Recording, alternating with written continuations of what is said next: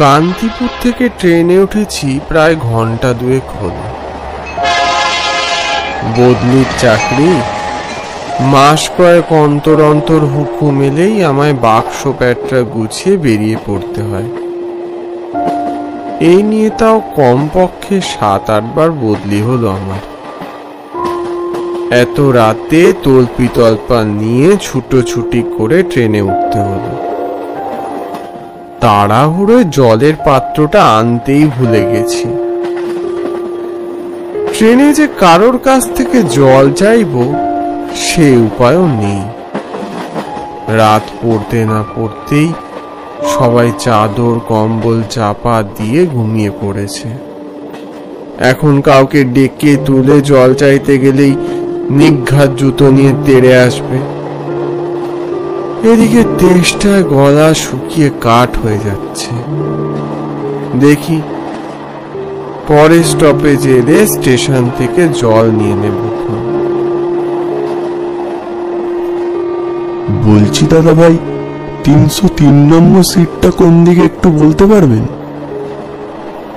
কোত্থেকে ট্যাং ট্যাঙে লম্বা একটা লোক সামনে এসে উদয় হলো দেখলাম। রোগাটে গরম, চোখগুলো গোল গোল। দাদা ভাই, ও দাদা ভাই, কি এত ভাবছেন? হ্যাঁ, কিছু না কিছু না। হ্যাঁ হ্যাঁ, দেখুন এই একটা সিট ছেড়েই ওই যে 303 নাম্বার সিট। ধন্যবাদ দাদা ভাই, জেসাস আপনার মঙ্গল করুন। এরপর লোকটা চলে গেল। মনে হলো কোনো রোগে ভুগে লোকটার চুলগুলো উঠে গেছে। বেচারা, দেখে কষ্ট হলো। ঠিক তখনই ট্রেনটা কোনো একটা স্টেশনে থামলো। ট্রেনের চাকা থামতেই আমি তড়িঘড়ি দুখানি বোতল হাতে স্টেশনে নামলাম। নির্জন স্টেশন। বোধহয় এক বৃদ্ধ অন্ধকারে দূরে কোনো বেঞ্চে বসে ঝিমুচ্ছে। প্ল্যাটফর্মের চালা ঘরে টিমটিম করে একখানি আলো জ্বলছে। বেশ কয়েকবার দূরে একটা কল দেখতে পেলাম অবশেষে। সেদিকে ছুটে গিয়ে জল ভরতে যাব, ও মা, সাথে সাথে ট্রেনের হুইসেল বাজলো। এখন উপায়? আমি তবুও চেষ্টা করলাম যদি কল থেকে কয়েক ফোঁটা জল ভরতে পারি। কলের দিকে এগোতেই ট্রেনের চাকা গড়িয়ে গেল। সর্বনাশ করেছে। এ ট্রেন একবার হাতছাড়া হলে আর ভোগান্তির শেষ নেই। এবার কি করব আমি? ট্রেনের গতি ক্রমশই বাড়ছে। ছুটে গিয়ে ধরতে গেলেও নিঘাত অ্যাক্সিডেন্ট হবে। সব আশা যখন ছেড়ে দিয়েছি, তখন দেখলাম খানিকটা দূরে গিয়ে ট্রেনটা ব্রেক কষলো। বৃদ্ধ লোকটা বেঞ্চি থেকে কি যেন বলল। চিন্তা নেই, ট্রেনের চাকার তলায় অ্যাক্সিডেন্ট হয়েছে। ট্রেন আর গড়াবে না। বয়স্ক লোকটার কথা অবাক হলাম। অ্যাক্সিডেন্ট হয়েছে? কোথায় অ্যাক্সিডেন্ট হয়েছে? ও বেটার রোজ এক নাটক। যাও যাও, তাড়াতাড়ি ট্রেনে উঠে পড়ো। ও ট্রেন ছেড়ে দিলে আর কিন্তু ট্রেন পাবে না। ওদিকে ট্রেন থেকে আবার হুইসেলের শব্দ ভেসে এলো। এবার ভয় হলো, যদি সত্যি সত্যি ট্রেনটা এবার ছেড়ে দেয়, আর তো সত্যি ট্রেন পাবো না। তাই রীতিমতো দৌড়ে কামরায় উঠলাম। আর কামরায় পা দেওয়ার সাথে সাথে ট্রেনটা ছেড়ে দিল। উফ, জোর বাঁচা বেঁচেছি। জল নিতে গিয়ে এক্ষুনি বিপদ ঘটছিল। এই নিন দাদা ভাই, এই জলটা খান। দেখলাম আমার সামনে সেই জনৈক লোকটা এক পাত্র জল নিয়ে এগিয়ে দিল। দেখলাম আপনি তখন থেকে বোতল হাতে ছোটাছুটি করছেন। আমার কাছে এত জল থাকতে আপনাকে দিতে দ্বিধা কি? জল দেবেন? আসলে আমি ভাবলাম সবাই রাত্রিবেলা ঘুমোচ্ছে, বিরক্ত করব না, তাই। বারে, একজন তৃষ্ণার্ত লোক জল চাইলে বিরক্ত লাগে বুঝি? না, ঠিক তা নয়। ভীষণ তৃপ্তি নিয়ে জলটা গলায় ঢাললাম। জল নয়, যেন অমৃত পান করলাম। কয়েক সেকেন্ডের মধ্যে সমস্ত জলটা শেষ হয়ে গেল। ওর দিকে পাত্রটা বাড়িয়ে দিয়ে বললাম, বাঁচালে ভায়া, বড় বাঁচালে। ভদ্রলোক একগাল হেসে বলল, না না দাদা ভাই, আমি বাঁচানোর কেউ নই। এই যে জলই তো বাঁচায়। কথায় আছে না, জলই তো জীবন। আচ্ছা, রসিক মানুষ তো আপনি। বসুন না, বসুন, সিট তো ফাঁকা আছে। ভদ্রলোক জানলার পাশে গুটিসুটি মেরে বসলো। পূর্ণিমার চাঁদের আলো তখন ট্রেনের জানলা দিয়ে ঠিকরে ভিতরে আসছে। লোকটার কপালের ওই গর্তটা সেই আলো স্পষ্ট বোঝা গেল। কি দেখছেন মশাই? না না, কিছু নয়। আপনার নামটা কি? আগে আমার নাম বিশপ, আর আপনার? আমার নাম অরদীপ্ত ঘোষ। তা কোথায় যাওয়া হচ্ছে? যাচ্ছি বীরভূমে। বদলির চাকরি, বুঝতেই তো পারছেন। কতদিন যে বাড়ির মুখ দেখিনি তা কে জানে। বিশপ মুখটা সংকুচিত করলেন। এত রাতে ট্রেনে সবাই ঘুমোচ্ছে, তা আপনি ঘুমাবেন না? এতক্ষণ ধরে জলের খোঁজ করতে করতে ঘুমটাই উড়ে গেছে। এখন দেখি ঘুম আসে কিনা। আচ্ছা, শুনছিলাম এখানে ট্রেনে কোথাও অ্যাক্সিডেন্ট হয়েছে। অ্যাক্সিডেন্ট? না না, ও বুড়োর কথা বিশ্বাস করবেন না। ও সব ভুলভাল বলে। ও, তা আপনি চেনেন নাকি লোকটাকে? না না, আমি চিনব কি করে? একটু সংকোচ বোধ করে কথাটা বলেই ফেললাম। আচ্ছা, কিছু মনে না করলে একটা কথা জিজ্ঞেস করতে পারি? হ্যাঁ হ্যাঁ, বলুন না। আপনার শরীরে এরকম অদ্ভুত কাটা ছেঁড়া দাগ, চুলগুলো সব উঠে গেছে। আপনার কি কোনো গুরুতর অসুখ করেছিল? না না, অসুখ ঠিক নয়, বরং বলতে পারেন চোট পেয়েছিলাম। অবাক হলাম। কি এমন হয়েছিল লোকটার সাথে? কৌতূহল হলো। কি করে এমন হলো সে কাহিনীকে আমায় বলা যায়? সেসব শুনতে গেলে আপনার রাত কাবার হয়ে যাবে মশাই। আপনি বরং শুয়ে পড়ুন। সারা রাত না ঘুমালে দেখবেন কাল সকালে আর চোখ খুলতে পারছেন না। বিশপ সিট ছেড়ে উঠে চলে গেল। ও আমায় কোনো কারণবশত এই ঘটনার কথা বলতে চাইল না। তাই আর কথা না বাড়িয়ে চাদর চাপা দিয়ে শুয়ে পড়লাম।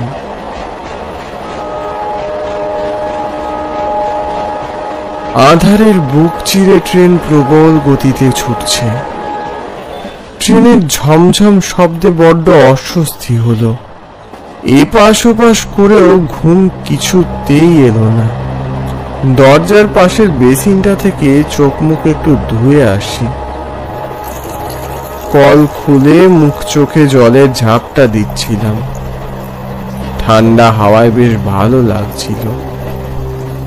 যখন আয়নার দিকে তাকালাম, মনে হলো আমি নয়, আমি ছাড়াও আমার পিছনে ওখানে কে যেন দাঁড়িয়ে আছে। একবার কামরার সমস্ত আলো বন্ধ হয়ে গেল। আমি আবার আয়নার দিকে তাকাতেই আলোটা জ্বলে উঠল। পিছনে একটা প্রতিবিম্ব আমি স্পষ্ট দেখলাম। এভাবে আলো নেবা জ্বলা অনবরত চলতেই থাকলো। এরপর মনে হলো আমার কাঁধে কেউ যেন একটা হাত রাখলো। ঠান্ডা শীতল বরফের কুচির মতো হাত। কে কে কেউ সাড়া দিল না। আয়নার দিকে তাকাতে একটা বিভৎস চেহারা দেখতে পেলাম। আমার পাশে দাঁড়িয়ে বড় বড় দাঁত বের করে হাসছে। কে কে আপনি? কি চান? একটু খাবার জন্য জল পাওয়া যাবে স্যার? খাবার জল পাওয়া যাবে স্যার?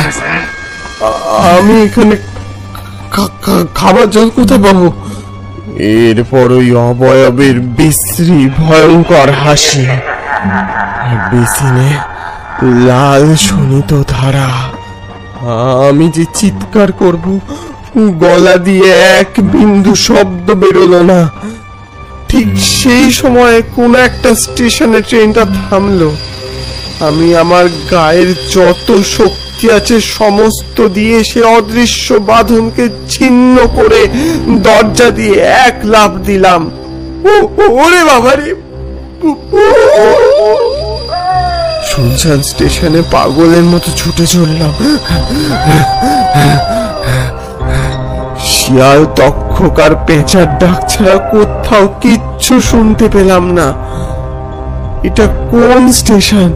সেই মুহূর্তে দূরের কোন এক বেঞ্চ থেকে কারো গলার আওয়াজ পেলাম। এখনো ট্রেন ছাড়লো না, আর কখন ছাড়বে? অ্যাক্সিডেন্ট তো হয়েছে সেই কখন। কথাগুলো শুনে চমকে উঠলাম। আমার পিছনে সেই চালাঘরটা, সেই টিমটিমে আলো আধারিতে বসে আমাকে কথাগুলো বলল সেই তখনের বৃদ্ধ লোকটা। এ কি করে সম্ভব? এই যে আপনি এখানে কি করছেন? আপনি তো আগের স্টেশনে। না না খোকা, ট্রেন তো এখনো ছাড়েইনি। ট্রেন ছাড়বে কি করে? ট্রেনের চাকার তলায় যে অ্যাক্সিডেন্ট হয়েছে। এবার আমার মাথার মধ্যে সব তালগুল পাকিয়ে গেল। কি যাতা বলছেন মশাই আপনি? কার অ্যাক্সিডেন্ট হবে? কেন? এতক্ষণ ধরে যার সাথে কথা বললে সে বলেনি বুঝি? কার কথা বলছেন আপনি? বিশপের? লোকটা খিলখিল করে হাসতে শুরু করলো।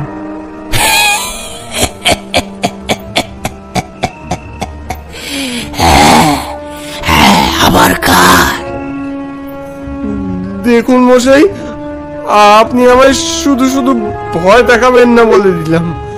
বৃদ্ধের চোখ দুটো চকচক করে উঠলো। এবার ওই বৃদ্ধের মতি গতি ঠিক মনে হলো না। ফের ওখান থেকে ছুটতে শুরু করলাম। পোড়া ইটের বাঁধানো এক ফালি স্টেশন ছাড়িয়ে যখন ট্রেনের সামনে এসে দাঁড়ালাম, ওখানে সত্যি একটা লাশ পড়েছিল, কিন্তু একটাও জনপ্রাণী নেই ওই লাশ তোলার জন্য। ভালো করে তাকাতেই ভয়ে শিউরে উঠলাম। ওখানে সত্যি বিশপের দেহ, ভয়ঙ্কর করাল।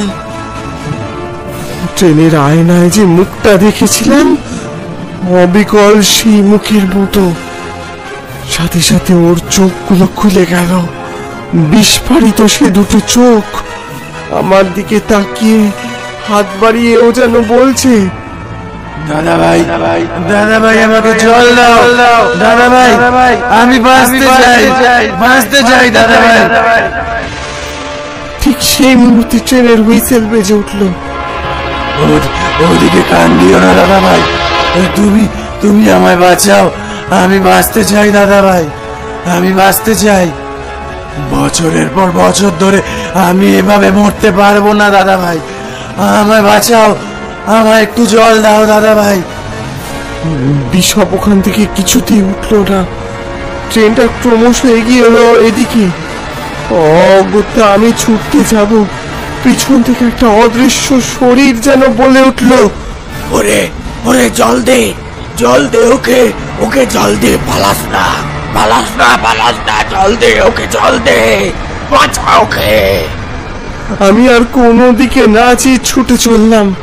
পিছন থেকে ট্রেনের কান ফাটানো হর্নের শব্দ আর সেই অশরীরী কণ্ঠ। সময় কোনো এক রেল লাইনের পাথরে হোঁচট খেয়ে ছিটকে পড়লাম। তারপর জ্ঞান হারিয়ে কখন অচৈতন্য হয়েছি মনে নেই। যখন চোখ খুললাম তখন সদ্য ভোরের আলো ফুটেছে।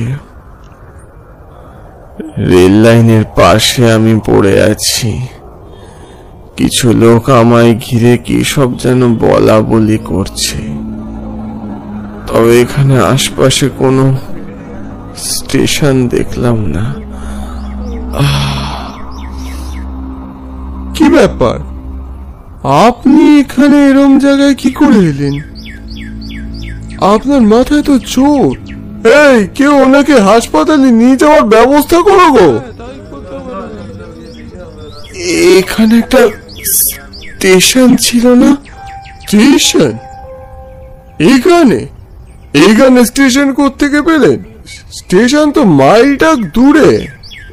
না, আমি কাল রাতে এখানে একটা স্টেশন দেখেছিলাম। একজন বয়স্ক লোক সেখানে বসেছিলেন, আর ওই বিশপের অ্যাক্সিডেন্ট। বিশপ? এই বিশপ? ও হো হো, বুঝেছি বুঝেছি বুঝেছি। ছেলেটা বাড়ি ভালো ছিল গো, সব লোকের কত উপকার করতো। বছর কয়েক আগের ঘটনা, বুঝলেন? তাড়াহুড়োতে রেল লাইন পার করতে গিয়ে সাইকেল নিয়ে ট্রেনে ধাক্কা খেল। তবু প্রাণটুকু ছিল শেষ সময়, কিন্তু আফসোস সেই সময় কেউ জলটুকু অব্দি দেয়নি ছেলেটার মুখে। ছেলের মৃত্যুর পর বাপটারও মাথা খারাপ হয়ে গেল। দিনের পর দিন রেল লাইনের পাশে বসে থাকতো, ভাবতো হয়তো ছেলে ফিরে আসবে। বছর কয়েক হলো তিনিও গত হয়েছেন। গ্রামের অনেকেই নাকি বিশপকে দেখেছে রাত্রিরে। এবার সব স্পষ্ট হলো। বিশপের কথা ভেবে আমার চোখ বেয়ে কয়েক ফোঁটা জল গড়িয়ে পড়ল রেল লাইনের শুকনো পাথরের ওপর।